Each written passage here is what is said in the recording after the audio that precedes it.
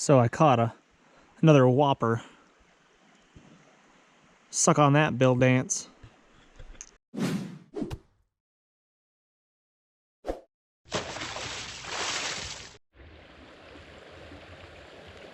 So I thought I'd try to catch a fish today using my little kit that I keep in my bag in my truck all the time.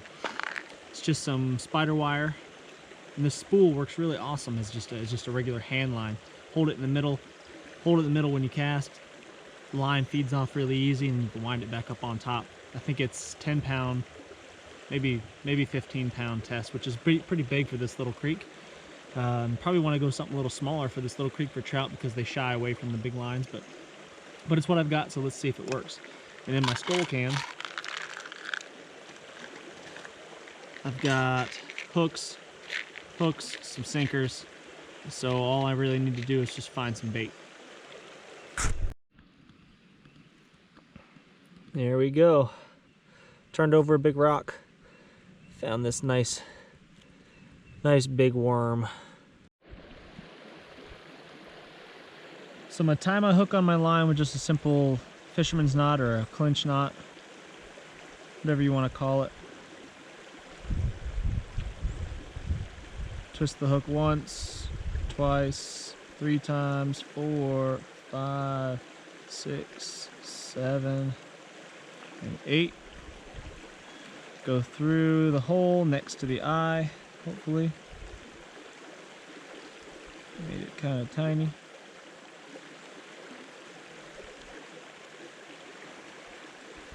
There it is. And then the improved clinch knot, you take the end and then you go back through that hole that you made when you made your original loop.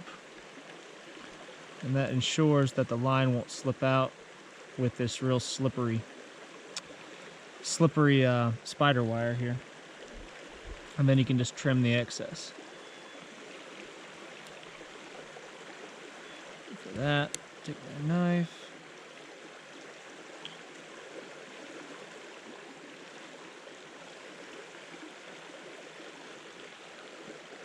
Go, trim the tag off just a bit. We've got a nice strong connection between our line and our little hook. And now since I've got such a small hook and such a gigantic worm, there's no need to use all of it. I'll just either pinch off a piece of the worm or just cut off a little piece. Cut off a small piece. Like that. Thread it onto the hook so it doesn't come off easily.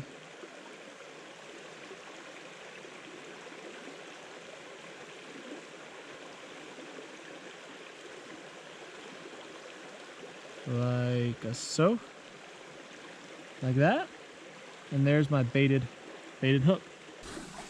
Now there are 3 main categories to be considered when choosing the correct cane pole. Number 1, length. Go on something that'll reach out there and get them. Number 2, whippiness. It's got to have some flex to it. And number 3, maybe there's just 2 main categories to be considered when choosing a cane pole.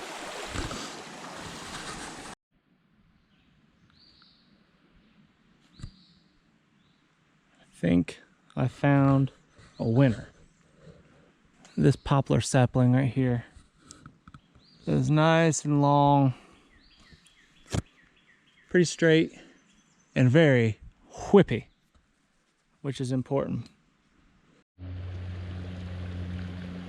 All right, so I've got a nice long cane pole there, relatively straight and real whippy, and that'll allow me to get my bait out there just a little bit further and have a little more control over it in this fast-moving stream.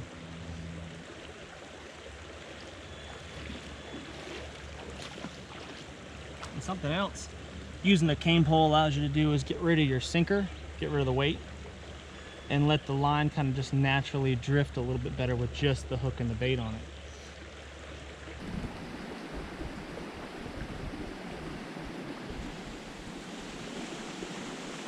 Hey, look at this.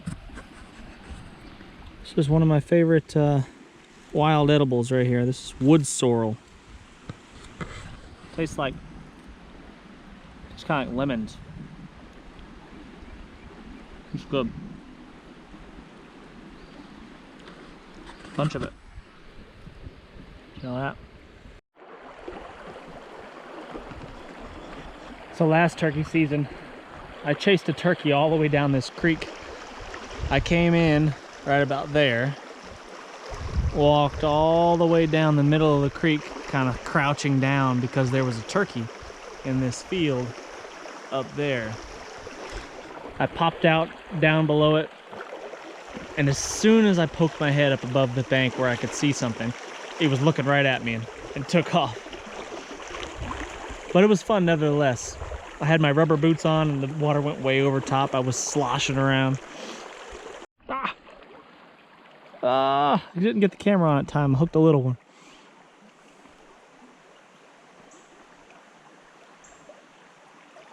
There it is.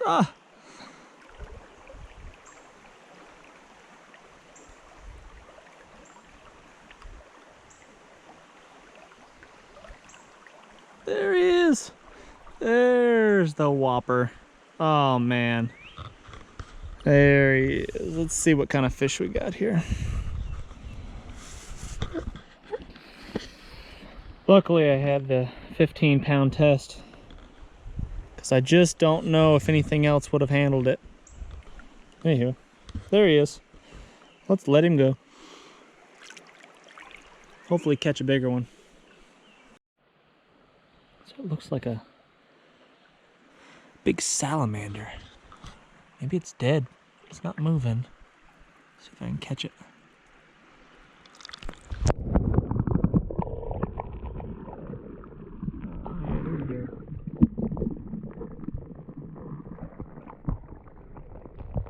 Big one.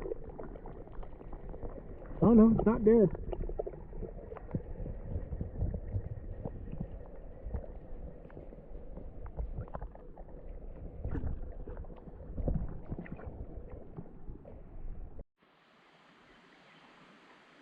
So I caught another whopper. Suck on that, Bill Dance.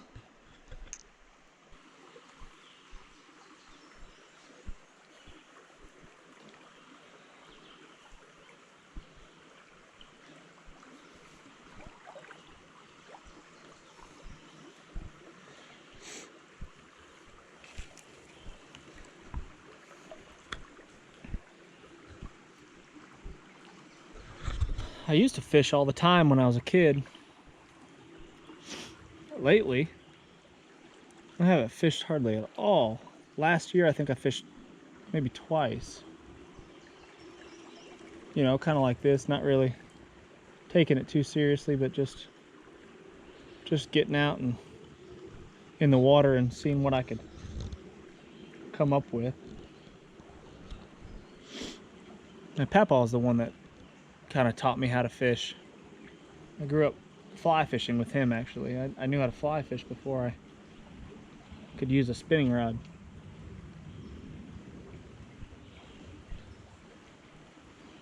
He's passed away about maybe 10 years ago, maybe a little more than 10 years ago. He was killed in a motorcycle accident, actually. Oh, there was a bite. He was killed in a motorcycle accident, and it was pretty rough on everybody. He was the one that always made time to go fishing and camping, and I remember he'd come home from work just exhausted, you know. I had no idea. I was a kid. You know, kids don't pay attention to these things. You don't care how tired your parents or your grandparents are, but my papa would work all day. He'd come home. Oh, there's a fish.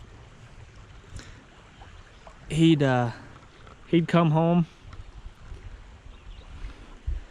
and he would still make time to hang out with me and do something, go fishing, make something. We used to make knives out of old files and things like that. And I really remembered that. And now it matters to me even more because, you know, I'm an adult and I've got kids of my own.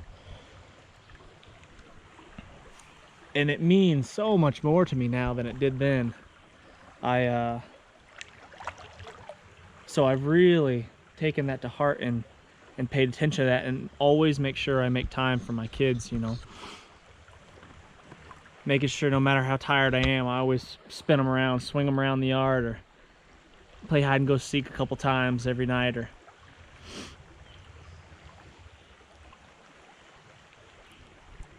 it's because it's the little things like that that really matter, you know. That's what I remember, and that's what I really miss about him is the times that he'd take with me and show me things and teach me things, and was so patient, you know. I remember he'd fall asleep mid-sentence sometimes. He was so tired, but it didn't matter, you know. It was all worth it to him. He'd be talking to me, and just suddenly I'd hear snoring, you know, just as if it's another word in his sentence.